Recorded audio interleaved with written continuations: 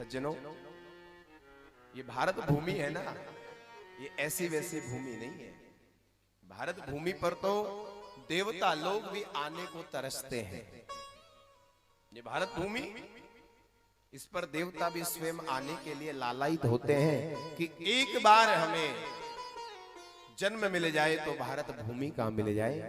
श्रीमद् भागवत के पंचम स्कंद के 16वें अध्याय में स्वर्ग में बैठे बैठे देवता भी आपस में बात करते हैं।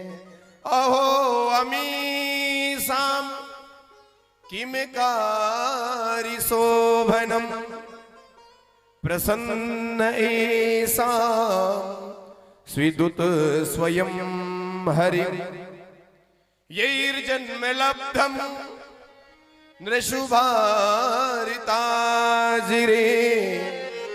मुकुंद सैवोपैकम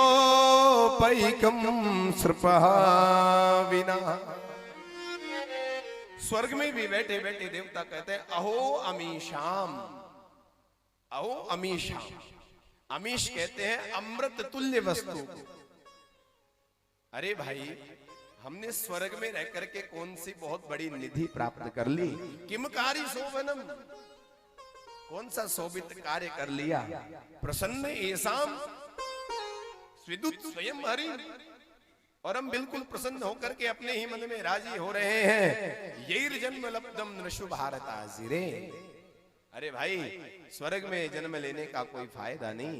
अरे हमारा जन्म तो भारत वर्ष में हो जाता तो हमारा जीवन सफल हो जाता। जब एक देवता ने कहा तो दूसरे देवता ने कहा क्यों भाई, ये तेरे भारतवर्ष में आकर ऐसो रखो क्या है? अरे कछु रखो है क्या भारतवर्ष में? कोहिनूर हीरा थोड़ी रखा हुआ है भारत में। तभी दूसरा देवता बोला न यत्र वैकुंठ कथा सुदापगा। अरे भाई, ये जो भारत है ना, इसमें तो ऐसी दिव्य कथा है, ऐसा दिव्य रस है जो इस स्वर्ग में भी नहीं है।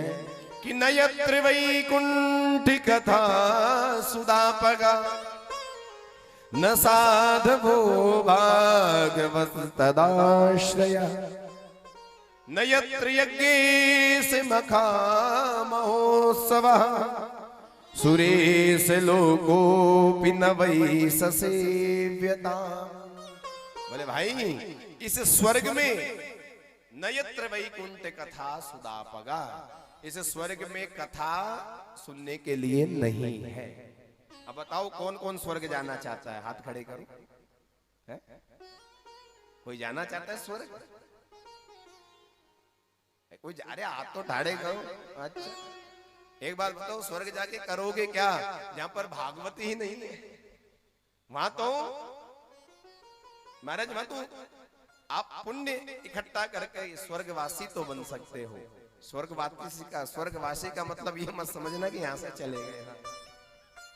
स्वर्ग में पुण्यवान व्यक्ति जाता है, लेकिन क्षीणे पुण्य मृत्यु लोकम विशंति। और आपका जब पुण्य खत्म हो जाएगा ना, पुण्य जब आपका घट जाएगा तो वापस आपको धक्का दे दिया जाएगा। कहां? जा भाई मृत्यु लोक में।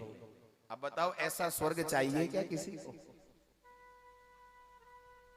अच्छा एक बात बताओ, आपने आपके बैंक अकाउंट में, लगभग बैंक अकाउंट तो सबका होगा ना। अरे मोदी जी ने जीरो बैलेंस वाला खाता सबका खुलवा दिया है। बैंक अकाउंट तो सबका होगा, तो बैंक अकाउंट में से आप कम निकलवा सकते हो? बताओ जरा। आपका विवेक, आज हम आपसे आपके विवेक से ही चर्चा करते हैं। बैंक अकाउंट में से कितनी धनराशि आप निकाल सकते हो? अरे भाई, जितना जमा किया होगा उतना ही तो निकाल सकते हो।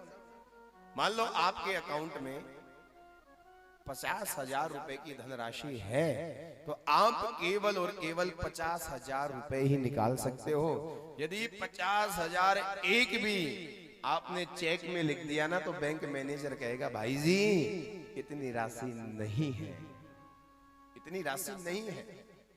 ठीक उसी प्रकार है, स्वर्ग में हम जब तक रह सकते हैं, जब तक हम स्वर्ग में रह सकते हैं, कब तक है? बोले जब तक हमारे पुण्यों का बैलेंस बकाया है। जिस दिन पुण्य का बैलेंस खत्म होगा उस दिन हम वापिस इस मृत्यु लोक में धकेल दिए जाएंगे। ठीक उसी प्रकार देवता लोग भी कह रहे हैं, नयत्र वैकुंठ कथा सुधा पगा। अरे भाई देखो तो सही, इस वैकुंठ में भागवत की कथा नहीं है। भाई थोड़ा सा और जोर से बजा ले। और न साधवो भागवतस्तदाश्रयः, न यहां पर महाराज साधु संतों की सेवा है। इतना ही नहीं, नयत्र यज्ञेश, यहां पर यज्ञ कर्म भी नहीं है। इसलिए हम ऐसे स्वर्ग को लेकर के करें क्या? इसलिए भाई ये भारतवर्ष बहुत पवित्र भूमि है। यहाँ पर देवी देवता भी लोग जन्म लेने के लिए तरसते हैं। ऐसी भारत भूमि में हमारा और आपका जन्म हुआ है।